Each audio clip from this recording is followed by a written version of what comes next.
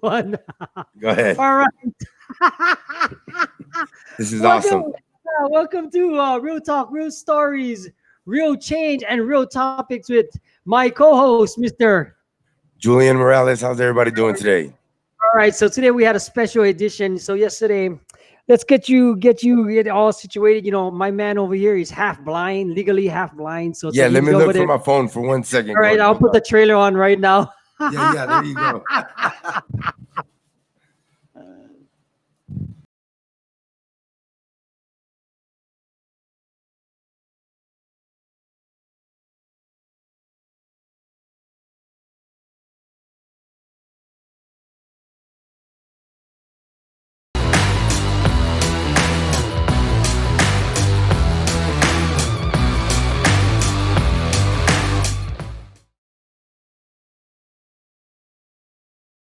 Welcome back to Real Talk, Real Stories, Real Change with Julian. Mr. Morales, since he's half blind, he can't see. So I just want to say that we wanted to name this topic dealing with the certain types of stresses through this pandemic. Mr. Julian Morales is way out there in El Paso, Texas. I'm here in Las Vegas, Nevada. I'm your host, Gordon Watt, and I just want to say that there's a lot of things going on in the country today. A lot of things going on in El Paso. In fact, I just went back to my work. They called me in for special 4th of July, and it was kind of crazy. And the stresses that we go through together as a community, as an individual, as an ex-felon, dealing with kids, dealing with other people. It just goes to show that there's a lot of things. And Mr. Julian did a video yesterday with one of his guests, and it kind of hit me to the heart. And I had to reach out to him to show that I'm still his brother, even though we're across state lines. We've been Yeah. through crap together. We've been through stresses together. We move on together. But I wanted him to address the issues of dealing with stress and the anxieties of it all, because I just had to reach out to him and put him back in a situation where he can explain this, because who knows, some of you guys might be going through this same exact thing, right? I mean, lay it out for us, Julian. Yeah, so basically we had an interview yesterday, and I wasn't feeling myself as I was talking, and I expressed that I've been a little down and out, and when I heard it back yesterday, I heard the replay. I It was eye opening to realize that I see myself in that position again. I'm starting to revert back into my depression, into all those feelings that I have from the stuff that I used to suffer from, right? Right. So I it's everything that's happening with the COVID and with not being able to go out and do real talk, go out to the schools, go out and have events, do the fundraising, going Mm. out to meetings every day. This was, and for those of you that don't know, I went from a overnight $4,000 a month cocaine habit to overnight stopped and started doing real talk. So real talk's been the fuel to keeping me from feeling that void. Right. And going out and having these meetings and talking, speaking positively, speaking life, Right. speaking from my heart and expressing the things that I want to change in this world. It just kept my fire going, right? And now that I'm not doing those things and I'm sitting at home and I work 3 hours a day. Like Gordon said, I have a disability. Well, I don't have a disability. I'm losing my eyesight. I'll be completely blind soon. So I'm just at home all day, and there's nothing to do. There's nowhere to go out. I need to touch everything when I do go out. It's not good for me. So Mhm. being at home is bringing all of these things back, and I don't want to find myself back into that place where I was. And um, I took that step today, and because our mind is strong. We're strong. Us as humans are strong. Our mind is powerful. I always believe in that. And I told myself, that's it. Why did I sound like that yesterday? That's not me. That's not me. I didn't see myself on the interview. I saw somebody else and I didn't like him. So I got home Right. today and I'm making a change and started working out, just trying to stay more active now, doing these interviews, lining up stuff, scheduling things that I Right. can. You know, it it took me out of my trajectory, the coronavirus, and the slowdown, the automatic stop, and and I allowed it to win me over, and I shouldn't have. Right. It's kind of different because we're so when you're an addict, it kind of like it's I can attest to this because when you're an addict, you're fulfilling a void with something else to make something feel good about yourself, right? Yes. And the situation with you having PTSD and everything else, you know, a lot of the times for us, I mean, this is like a real topic because you mean if you have a $4,000 cocaine habit, like for me, I used to be a meth head, so it's like understanding that when you're not doing something, that's why I'm always staying busy with doing things Yeah. around my house, helping people around, doing my things online and stuff like that because it fills the void for me. And when I seen Mr. Morales' video yesterday, I honestly, after that video, after I watched the replay and stuff, I reached out to him because I Yeah. just want to let him know that, I'm here for him. And Thank I you. told him specifically, let's jump on this real talk topic because it's a real topic Yeah. that that should be addressed because we might never you never know if somebody else is going through the same thing and maybe this can help them figure out a way to get out of it. Let me ask you this: after you seen your own video, I mean, the person that you interviewed yesterday with that what was it, Viola? Zoila Zebra, they're donating their book sales to Real Talk here in Right. El Paso. Perfect. Um, I mean, it was a great interview. I just didn't It feel was. like, yeah, Yeah. I mean, when I looked at his video, I'm like, whoa, this is not the same Julian I know from being that changed person. You know what I mean? yeah, Even like in fact, I reached out to Ray this morning, see how he is doing, checking up on some of my other brothers and sisters that happened because filling that void, even this pandemic, even with the kids, even with the unknown, with what's going to happen with the school next month. You know what I mean? yeah, All kind of regulations going on. A lot of stuff is being piled up on a lot of parents. You know what I mean? yes.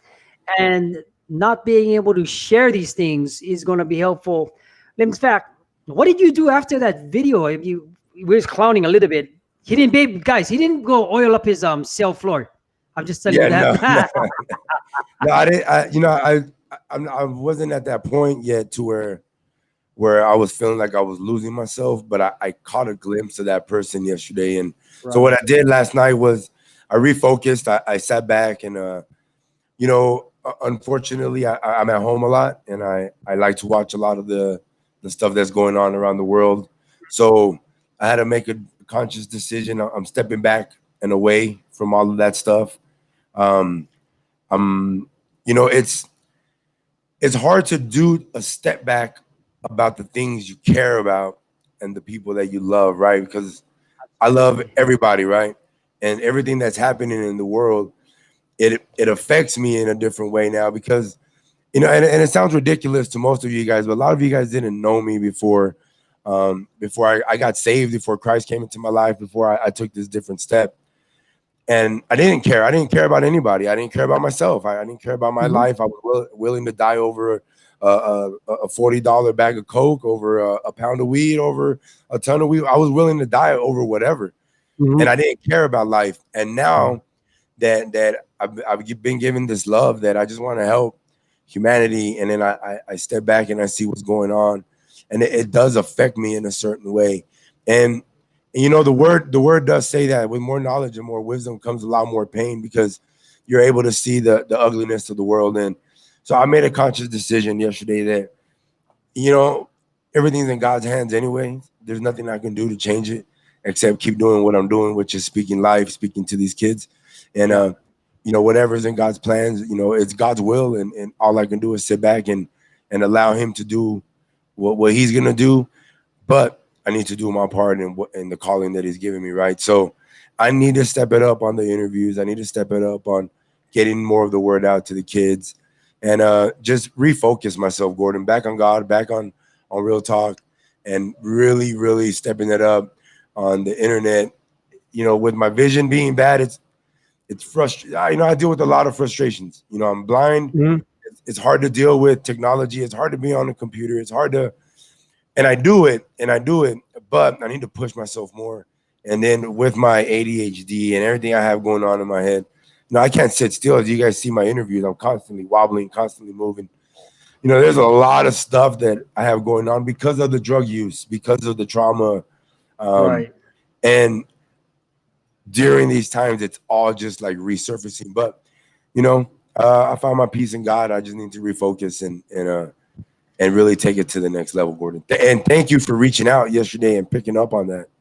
It means a Right. lot to me. Right. Thank you. Right. I mean, it's like it's what it is, brother. Is like I understand your pain.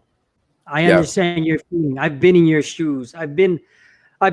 That's why I can recognize certain things from certain people in the certain situations that they might currently be in because when you've been through like I'm going to say it, like Mr. Julian Morales, he's a registered gang member, right? Yeah. And FBI to file. move to move in from where he was from his gang affiliation registered and done all the work to move forward past that threshold.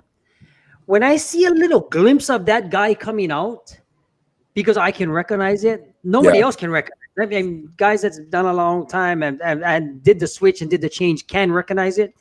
And once you see that switch, it's my obligation and my Amen. duty to pull him back to the correct side at where he started out. Because Yeah. I don't want to see nobody going 5 steps back. Because 5 steps back means us going back in is going in the grave or never coming back outside inside the walls. Right. And I wish that upon nobody. Can you imagine dealing with anxiety, stress, and having every pitfall that you have, and then being in a petri dish inside right now? I would lose my shit. Yeah. Yeah. Yeah. No, there's no way I reflect back on the time incarcerated in solitary and just doing time in general. I can't imagine being in there anymore, and my heart goes out to those women and men that are in there right now because it it really it really bends you, and Right. if you allow it to, it'll break you. Yeah. And I've seen a lot of people in there get broken, snapped, Right. not just in half, but in No. pieces. Broke. Yep. Yeah, I tell people there's a lot of stories about prison. People talk about the violence and stuff. Man, I always tell people the stories. I saw this dude commit suicide, jump head first onto the stainless steel table downstairs so he can kill himself because he didn't want to be sentenced. And Right. guess what? 3 months later, he came back in a wheelchair, paraplegic. He still had to do his time. You know, Right. and these are the things. Why do I have to witness that? Right. Why do I have to witness someone trying to kill themselves, blood everywhere? It's traumatizing, and if you're not ready for it, it'll break you, right? Yeah. And and that's what I tell these kids too. Is you're going into a place where it's gonna it literally changes you to it makes you a thing. You're not a Right. human. You're not a human in prison. There's no way you can be a human in prison. The way we speak to each other, the rules that we have, Mm-hmm. the way we look at each other, the disrespect that we have for each other's races, each other's gangs. It's it's ugly. It's ugly. It's ugly. And we're not human when we're in there, and we're not treated as humans. So therefore, we don't treat each other as humans, right? And it's a sad thing, man. And when I think back about it all, and I'm so thankful I'm still here, and that I have somewhat of some sanity left. Because I'll be the first to acknowledge, and I'm very upfront when I meet people. Like, look, I might get on your nerves, man. I make loud noises. I sing to myself all day. I'm like high functioning autism almost. Like, I make weird noises. I'm constantly singing. I'm rocking. My blindness causes me to rock all the time when I'm sitting. Like, I might get on your nerves, all right? But I recognize these things about myself, and I try and I try and I try. And Gordon, I think yesterday was that point where like I'm tired of like of putting up this facade of like I'm okay because it's called real talk, right? And That's right. yeah, so I was honest yesterday. He asked me a question, and I speak in truth, and he asked me, "Hey, You know, he said something, and I said, I'm just not feeling.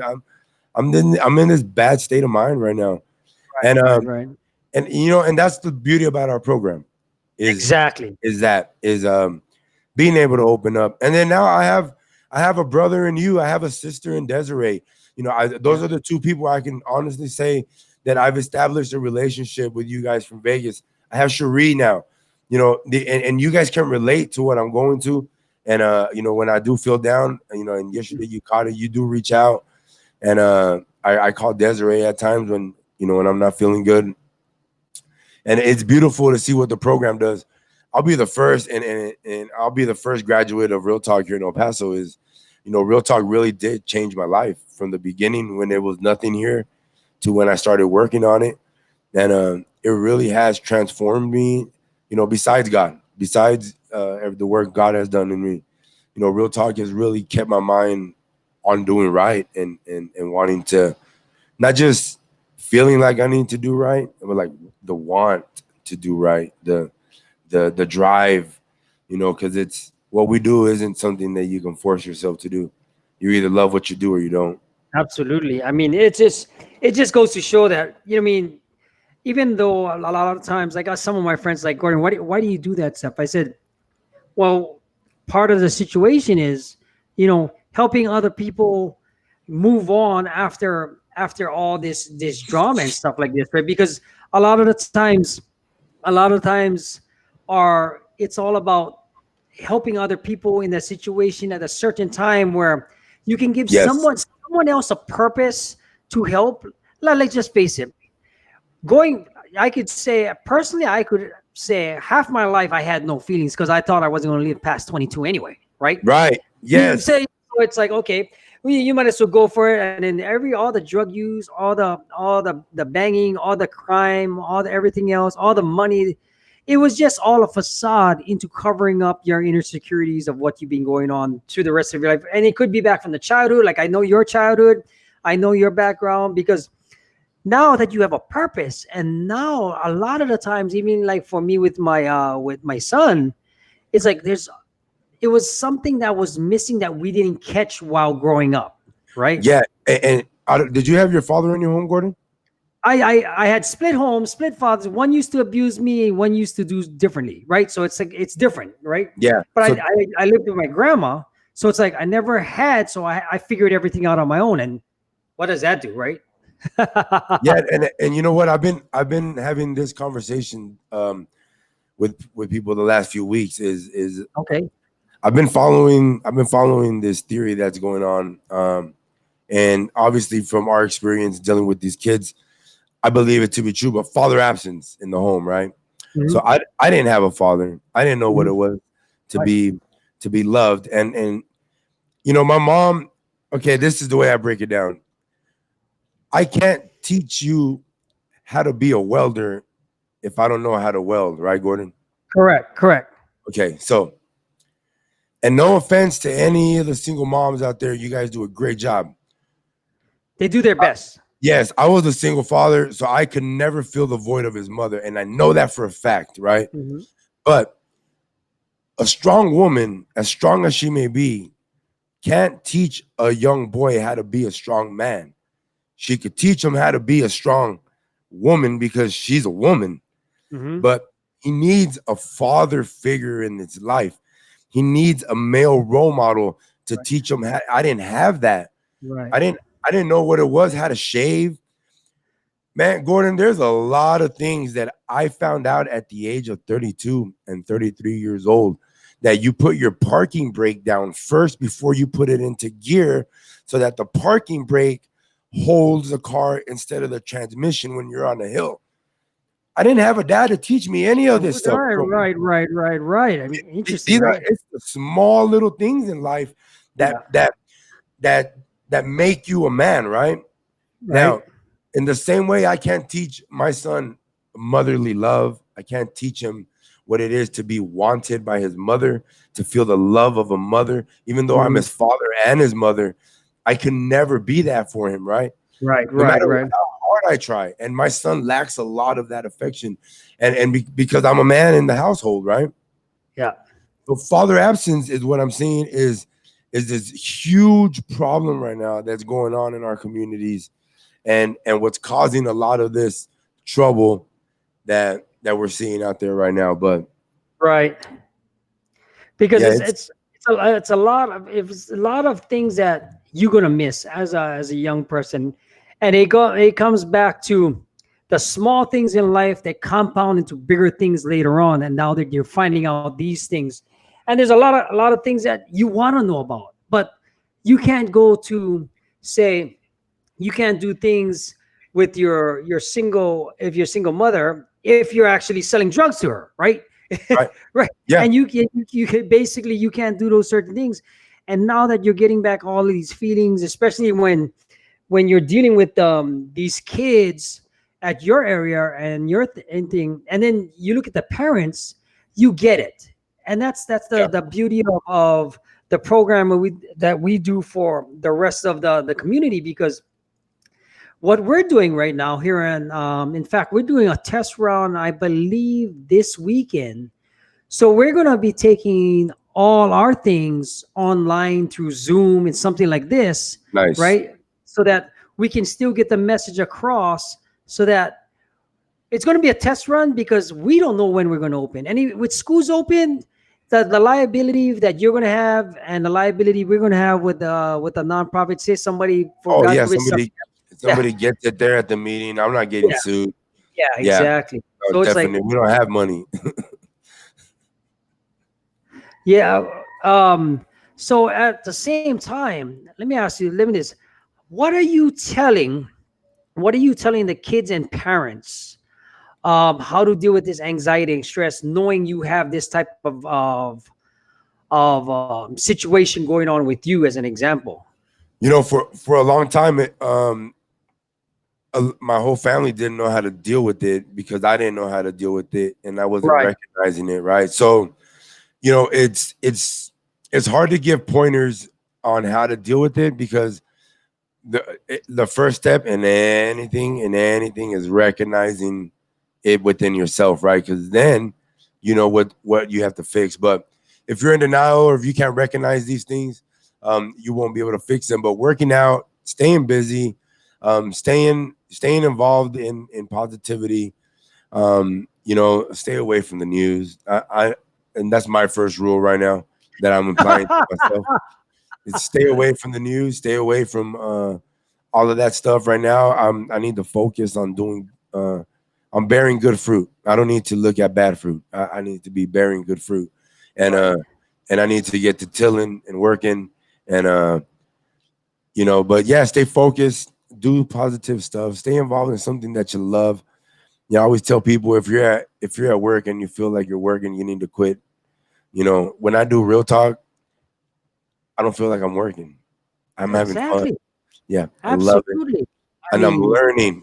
Gordon, I think the other big thing about this program for me, for myself personally, is not only are we able to help families, but they're helping us because absolutely. I'm Yeah. learning from a lot of these parents when they pour out to us and they tell us their problems.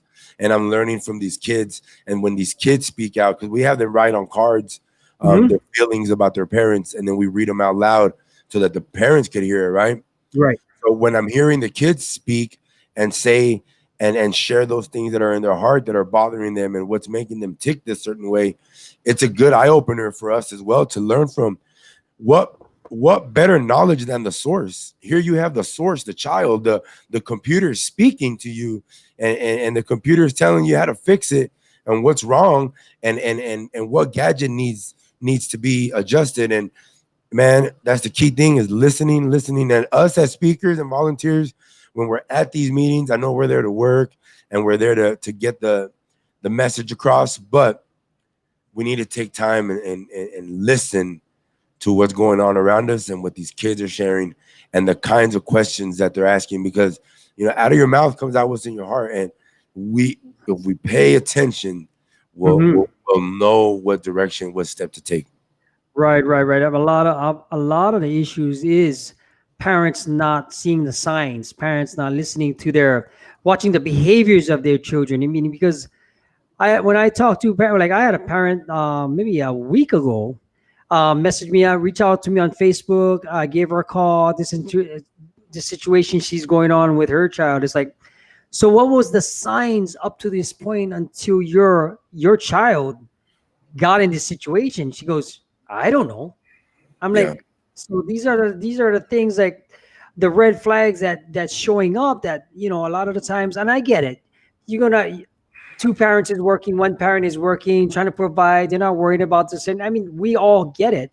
But at the same time, you have to notice certain things in the kid's behavior because a lot of the situations that you have could be addressed by just showing a little care and love at the same time, right? Yeah. You know what I So mean? there's, we always say love, love, love, love, right? And we use this word so loosely. And what I tell parents in the parenting group, what love means to me as a parent, because there's four different kinds of loves. Um, the love that I talk to the parents about is with our kids is love is having showing discipline. Correct. Love love is guiding, you know. Love is correcting them. Love is being there for them when they need you. Love is paying attention, giving them your time. That's the most valuable thing on this earth besides our kids is our time. Hmm. And if you're spending two of the most valuable things on this earth and you're putting them together, your time and your child, Hmm. wow, what a beautiful thing. And that's what we're missing. We say love and we think love is, I'm gonna go buy my kid this. Oh, my kid needs that. Oh, my kid needs that. Oh, my kid needs. No, no, no, no, no. Love is being the parent that guides your child into the right direction, that Right. tells and sets a goal down and sits down and spends their time with them and finds out what's in their heart. What do they see for themselves? When's the last time any of you parents out there have asked your kids what their dream is and what they're dreaming at this moment in time and where they see themselves? When's the last time as parents we've sat down and asked our child and said, hey, sit down. What's going on with you right now? I remember when you were in fifth grade, you used to say you wanted to be a fireman, right? Because that's about Right. the age we Right. stop Right. asking our kids those questions. Yeah. And now that you're in eighth grade, how about what do you want to be now? Where do you see yourself now? What's the plan for your future? Hmm. And and that's the other thing with the parent absence in the home growing up is I didn't get those talks. I didn't have these talks with my dad. My dad tried killing me. I didn't have anyone there trying to tell Mm, me yeah. Yeah. to set up a plan, to set up a goal, to set me in the right direction. And I realized that in prison through all the reading and all of the stuff that I learned in there, all the books I picked up, psychology, all books that just because I just needed to read. 7 years in a hole by yourself, you're reading whatever material comes your way. And I learned, Gordon, that I needed to be the father that my dad wasn't, right? Right. Yep. Yep. There's Yep. two things my dad taught me very important in this world. The first thing is he always told me, whatever you're gonna do it at 100. If you're gonna be a drug dealer, be the best drug dealer on the block. If you're gonna be a cop, be the best cop on the force. If you're gonna be an attorney, be the best attorney. And if you're gonna be a drug user, be the best drug user and kill yourself faster, right? I said, okay. And the second thing I learned from my dad was this: don't be like that man. What? Through his life, he taught me not to be like Ah. him and to be different. So I Right. learned all of this through reflection in prison and going back and forth and saying, man, I can't be like that man. I need to be different. I Right. need to step it up. And I've tried, and I've for those of you that don't know, I had my son when I got out of prison. I got out of prison for 3 weeks, took my son, and then I got rearrested for 65 pounds, went to prison. My mom and my sister was 16. My mom was 50 something years old, but she was already having dementia. And they watched my son for the 2 year bid that I went back for the 65 pounds in the state of Texas.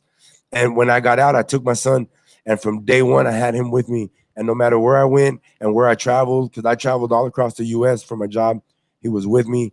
I didn't have family where I went, but I made it work because no matter how shitty of a, excuse my language, no You're matter how fine. crap, no matter how shitty of a father I was, because I did do a lot of harm to my son before my growth now as a father, right? Right. I thought I was doing right by doing the minimal, like we were talking right now. I Right. was doing the minimal, getting them to school, buying them groceries, buying them his phone, buying them his games, putting them in the room all day after work, and then that was it. And I used to be proud of myself, like, oh, I had my son for 6 years while I was in Tulsa and Miami and Palm Beach, and we made it happen, and I made it happen no matter what. I wasn't being a father though. I wasn't teaching. I wasn't guiding. He was getting Right. picked on at school, and I wasn't going to the school and talking to the teachers. He all of these things that I was lacking, and through my growth now is and seeing the parents at Real Talk, and learning from their mistakes as well. You know, I'm learning just like you are, and Absolutely. Right. but the difference is who's paying attention, Right. because from everything that you're getting, make sure you're getting understanding. And Right. those are words I live by. No matter what I go through, I need to make sure that I understand why and what for that I go through that. Did I go through it for a reason? Did it happen for me or did it happen to me? And I need to distinct those things. In the same way, when I'm listening to these parents, I'm deciphering, I'm listening, I'm filtering what's good, what's not, and what I need to change about myself as well, because it's a reflection in the mirror. Sorry, I Absolutely. sorry Oh, I you're went on a fine. rant. That's a. This is what. This is what we do this for. I mean, a lot of it. Me and you both got. In fact, let's see. You've been in prison, just say in and out half your life. I've been in Yeah, prison half my life. Let's face it. Let's keep it real. This is real talk, right? yeah, Until you have a different quality of friends and you change your life and everything, most of your friends are ex-felons, drug addicts, and people still in the lane.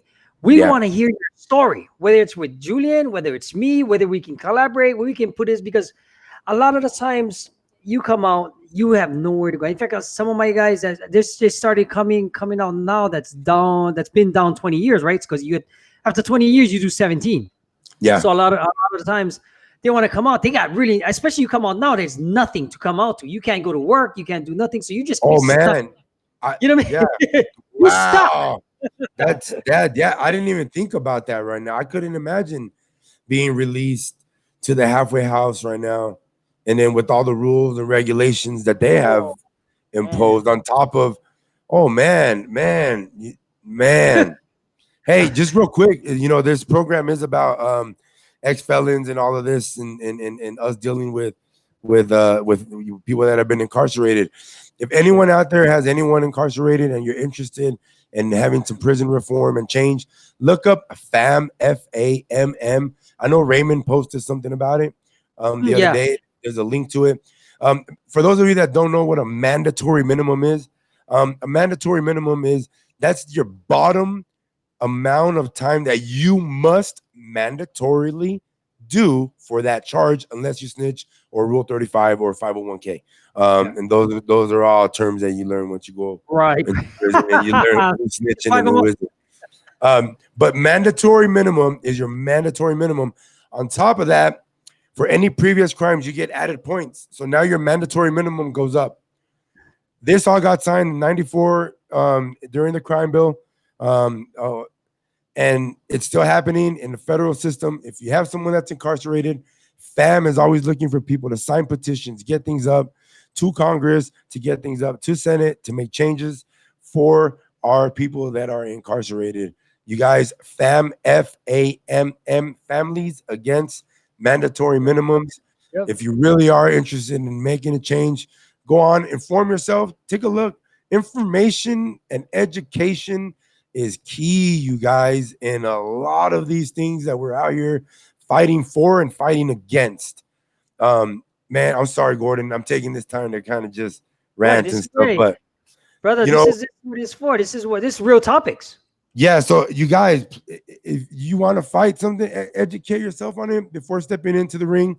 Um, but we are asking for help for this. A lot of people incarcerated right now with a lot of time because of the mandatory minimum. If that mandatory minimum wasn't in the way, a lot of those people would have been home in a year or two, and they're in there doing 17. I met a bunch of guys doing life in prison for 7 grams of cocaine. You got, for those of you that don't know what that crime bill was, it made it so that every 1 gram of cocaine, I mean 1 gram of crack cocaine I was just going to say, yep. equal 500 grams of powder cocaine. And this is the same laws that they're using right now. Educate yourself, help us sign these petitions, help these men come home to their children so they can be good fathers and be at home, and we can have a better society ultimately. And if you know if you want to step into the fight and you don't really want to get your hands wet, this is a good way to do it. Go to Yeah. FAM, FAMM, look it up. Sorry, Gordon. I No, felt I needed to speak on that. hey, this is what we're here for, because a lot of the times, there's a lot of people, there's a lot of guys on YouTube. There's a lot of people that talk about their prison time. I watch a lot of them. One of my good friends, Mike Santos and Justin Paperny, they're the prison professors that, their thing is getting them before they go to prison, right? Yeah, I mean, you have a lot of people selling their items and talking about prison, which is cool. Our thing with Real Talk is helping out the kids and others like us that want to give back to yeah, their communities, and that's where we fall in different. But at the same time, we're one of the qualifications was you had to have done some sort of time or been in the system somehow, so yes, that you can be a doctrine in the streets and earn that way. And whether you're in Texas, whether you're in Las Vegas, I know I got some guys, they're building up their studios right now, because it's all going online. We all can communicate with each other when we all have the yes, same agenda, right? yes. So let's see. We're coming up to our time, Mr. Julian Morales. You mean I just hope that you got a lot. I mean, it's pretty cool when 40 minutes flies by, but we're trying to keep this pretty short. Any closing remarks? No, I just thank you guys for listening. Whoever's listening, I really appreciate it. Gordon, thank you for listening and letting me. Uh, all of this stuff that's in everything I spewed out today is what's going through my mind constantly, and I'm constantly thinking about. I'm constantly stressed about how am I gonna, how can I, huh? And you know what? Thanks for listening, you guys. I am crazy officially, 5150. Shh, don't tell everybody. Don't tell everybody. Don't tell everybody. No, So but this was really good. You know why? I reached out to Julian because I wanted to give this situation, this show, an opportunity to give it raw, uncut, everything that's been going on, what's going through a person's mind that's been through the situation mentally, physically, and psychologically, because there's a lot of things that goes on that people don't know about. And yeah. this is what we're doing. That's where we address the parents. So do your closing remarks about what you do in El Paso. I'll do the final close. All right. So real. Oh, and those of you that are listening right now, follow my channel. Real Talk, Real Topic is on YouTube as Real Talk EP, and then you can find us on Facebook at Real Talk EP, where I also cast Real Talk, Real Topics. And I'm trying to get Cherie and Gordon on there. We're gonna schedule a call, and Absolutely. I want to touch on a topic about all the stuff going on right now with the rioting and looting, Hmm. and the toppling of the statutes and or the statues, and what what conversations should be had with our kids, Yep. and what kind of conversations are we having. Also, I'm gonna have one where I'm gonna have my son and have that conversation on him live on Real Talk and get his input on the things that I'm telling him and how he feels about everything going on as well. This is a family program, so as much as I can, I get my wife involved. I've gotten my brother involved, and now I'm going to get my son involved, which is going to be the real talk, right? Because that's Yep. he's gonna put me on blast. I'm not perfect.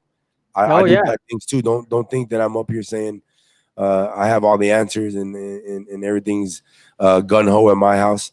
I'm fighting through it just like everybody else is. Um, we're all in the same boat, just in different storms.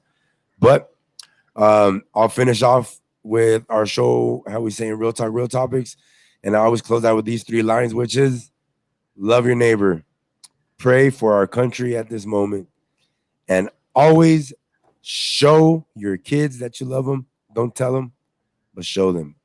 Exactly. All right. All right. I mean, we go back and forth, guys, but I just wanted to say thanks for tuning in. Thank you so much for being with us this week. I believe this is episode 12. By the time everything be said and done, if you want to see it on, it's going to be streamed on our podcast, Real Talk, Real Stories, Real Change. YouTube, Real Talk, Real Stories, Real Change. And since I got hacked the other month, I'm putting all this content on my blog. You can find that at gordonwatt.com. Right? If you have someone that needs to hear this message or Yes. wants to be part of our program, please reach out to me or Julian, or go up your website where how you can reach you. realtalkep.org. You can email me at info@realtalkep.org. If you're in El Paso, if you're across the country, if you're in New Zealand, Africa, We don't wherever care. you are, Yeah. if you want to come on here and share your story, you have a success story, you were incarcerated, you're now a chef, you're now a welder, you're now, getting your life together, the head of your household, leading your family, and Anything. being a strong man, strong father, and you want to share that with us, give us a call, reach out, Yep. info@realtalkep.org. The last thing we do on here is judge anybody. We've all been there, done that. So don't feel shy. If you want to Nope. do just a voice interview Yep, that's or fine. anonymity, hey, we'll take that too. I put my face out here with a lot of risk, as I told Gordon last time. Yeah. Um, you know, but I do it because I love the children and I love what I do. I love every one of y'all, anyone that's willing to listen. I just, man, just, I just love everybody. And if we just love each other, the world, it sounds so cliche, but it's so real. And that, the strangest thing, Gordon, is all of these cliche sayings. They're so cliched, but they're so real. Words are so powerful. If we were to just stop and take those words in, Yeah. the children are our future. All So right. deep, so deep, so cliche, right? So deep, so cliche. But All anyway, right. that's about it. Cool. That was his close, guys. It doesn't matter. But if anybody wants to hear this, wants to be a part of this, guys, I just want to reach out. We're open. You can find me on Facebook. You can reach out. I got a lot of messages on Facebook. I'm coming for you guys because we be in this real talk streets. Why not put it online to get your story out? You can change. You can change somebody else's life. If you need to reach out to me, Cherie, myself, find us on Facebook, or if you want to just even browse the website, go to www.realtalkyip.org and let us know if you want to become part of the family. If you Yeah. enjoyed this episode of just ranting with Julian, right? These please share, like, and subscribe. Hit the bell button on YouTube, or if you like it on the podcast, give us a likes, a thumbs up, and figure out how we can get more content, more topics to you, so that you can share it, so that we can help your community and yourself. All right. Have a good day. Have a beautiful week, and we'll see you guys next week. All Thank you. right. Have a Yep. good one. We're gonna put the trailer right here, and we should be good to go.